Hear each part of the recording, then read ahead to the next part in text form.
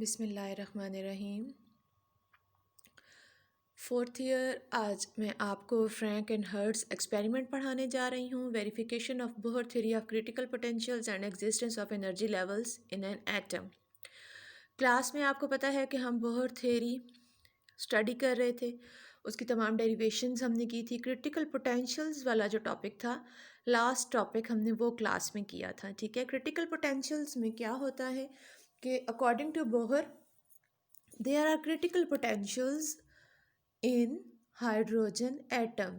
Basically क्या मकसद है कि देयर आर एनर्जी लेवल्स। तो energy levels, first energy level, second energy level, third energy level.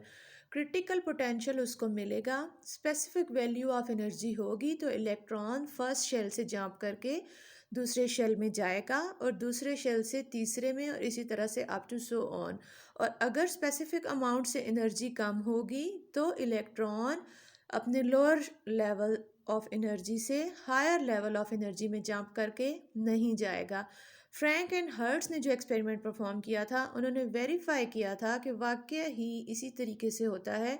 Critical potentials की जो बोहर थ्योरी में बात की गई है, there are energy levels in hydrogen atom, जिनसे इलेक्ट्रॉन जंप करके हायर लेवल में स्पेसिफिक टाइम और स्पेसिफिक एनर्जी के साथ जाएगा। उस एनर्जी से कम अगर एनर्जी होगी तो वो नहीं जाएगा।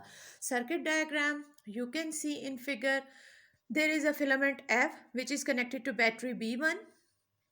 सर्किट डायग्राम में आप देख सकते हैं there is a grid G and a plate P।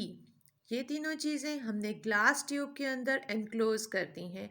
इस ग्लास ट्यूब के अंदर क्या चीज़ है? इस ग्लास ट्यूब के अंदर वेपर्स हैं हमारे, जो कि हमने एक लो प्रेशर, एक पर्टिकुलर प्रेशर के ऊपर हमने इसके अंदर वेपर्स को एनक्लोज किया हुआ है।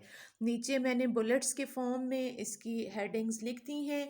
Eight a suitable pressure vapours of testable material, मतलब जिस भी मटेरियल को आप टेस्ट करना चाह रहे हैं, जो भी एलिमेंट है, उसको वेपर्स की फॉर्म में इस ग्लास ट्यूब के अंदर आपने एनक्लोज कर देना है। और enclose in glass tube, mean free path of electron is equal to half of the distance between F and G। अगर इतना ये चीज़ हम मेंटेन रखेंगे, प्रेशर हमने इतना मेंटेन रखना है कि the mean free path of electron should be equal to half of the distance between F and G।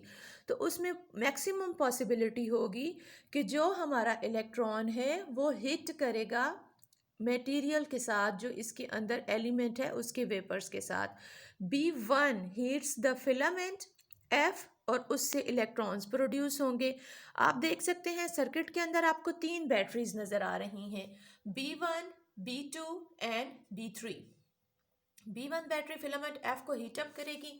B2 battery जो है ये एक्सेलरेट करेगी इलेक्ट्रॉन्स को from filament F to G। F से लेकर G तक आपके पास इलेक्ट्रॉन्स एक्सेलरेट होंगे with this battery B2। B3 battery जो है ये इस प्लेट P को अपोजिंग करंट प्रोवाइड करती है, जिसकी हेल्प से इसको एक पॉजिटिव पोटेंशियल, एक नेगेटिव पोटेंशियल मिलेगा ताकि इलेक्ट्रॉन्स को अपोज कर सके।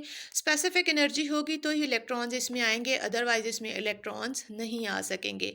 यहाँ पर जो वोल्ट मीटर लगा हुआ है ये डिफरेंस फाइंड आउट करेगा, potential difference between F and G, grid और F के बीच में जो पोटेंशियल डिफरेंस होगा उसको V मेजर करेगा। Now we come to the points. At a suitable pressure vapour of testable material are enclosed in glass tube.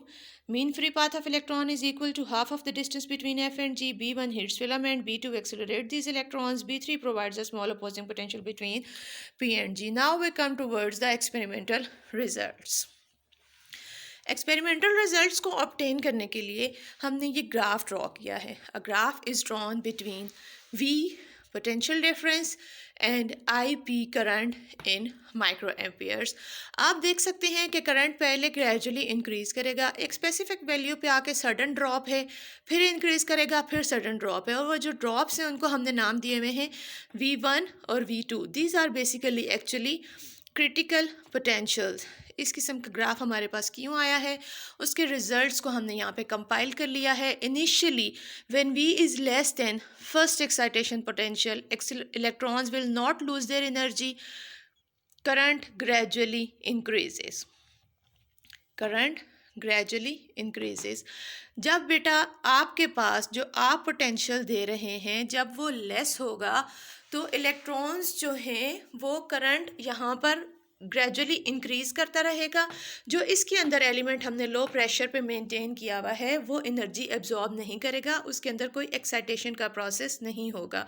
But जैसे ही इसके अंदर जो एलिमेंट हमने लो प्रेशर पे मेंटेन किया हुआ है उसका फर्स्ट एक्साइटेशन पोटेंशियल रीच होगा तो वो एनर्जी को एब्जॉर्ब कर लेगा, जिस वजह से करंट सडनली ड्रॉप करेगा और आपके इलेक्ट्रॉन्स जो हैं वो एक्साइट हो जाएंगे with in atom. Atom energy absorb कर लेगा, जो इसके अंदर एलिमेंट मौजूद है उसके एटम्स एनर्जी एब्जॉर्ब कर लेंगे। तो फर्स्ट एक्साइटेशन पोटेंशियल रीच होने के बाद फिर जैसे जैसे आप पोटेंशियल को इंक्रीज करेंगे तो यहाँ से इलेक्ट्रॉन्स मज़ीद इसके अंदर आते जाएंगे, करंट की वैल्यू इंक्रीज होती जाएगी। यहाँ पे ग्राफ में आप देख सकते हैं करंट इंक्रीज होता जाएगा। जब सेकंड एक्साइटेशन पोटेंशियल आएगा, जब सेकंड लेवल के अकॉर्डिंगली एनर्जी आ जाएगी, this is first shell n is equal to 1, this is second shell n is equal to 2। जब सेकेंड एनर्जी लेवल आएगा तो फिर आपका एटम जो कि ट्यूब के अंदर मौजूद है वो एनर्जी एब्जॉर्ब करेगा और करंट जो है वो सडन उसमें फॉल आएगा, क्योंकि एटम जो ग्लास ट्यूब के अंदर मौजूद है वो एनर्जी एब्जॉर्ब करके एक्साइट हो जाएंगे। एटम्स 3 में चले जाएं या किसी भी हायर स्टेट में चले जाएं, किसी भी हायर स्टेट में जा सकते हैं। Similarly, current increases again and drops at V2, second excitation potential of element. अब वो कहता है कि हम इसको रिकन्फर्म कैसे कर सकते हैं। रिकन्फर्म करने के लिए ये फॉर्मूला हमारे पास दिया हुआ है, lambda D is equal to H C over V naught E. H C आपको पता है कि हम एनर्जी का एक्सप्रेशन पढ़ते हैं एच सी बाय लैम्डा, जो ऑलरेडी आप एक्सप्रेशन स्टडी करते हैं, तो उसके अकॉर्डिंगली हमने इसको रीअरेंज करके ये एक्सप्रेशन लिखा है, lambda D is equal to H C over V naught D. अगर हम उसकी डी एक्साइटेशन करवाएं एटम्स की, जो कि उसके जो एक्साइटेड स्टेट में चले गए हैं, तो जब वो डी एक्साइट होंगे तो इस इक्वेशन के अकॉर्डिंगली वो एनर्जी को एब्जॉर्ब जिन्होंने किया है एनर्जी रिलीज़ करेंगे। जब हम ये वेवलेंथ्स स्टडी करेंगे तो हमें पता चलेगा कि वही स्पेसिफिक वेवलेंथ्स होंगी, वही स्पेसिफिक एनर्जी रिलीज़ होगी जितनी स्पेसिफिक एनर्जी उन्होंने एब्जॉर्ब की थी। और कितनी स्पेसिफिक एनर्जी होती है, जितना दो शेल्स के बीच में, दो ऑर्बिट्स के बीच में जितना एनर्जी का डिफरेंस होगा उतनी एनर्जी रिलीज़ होगी।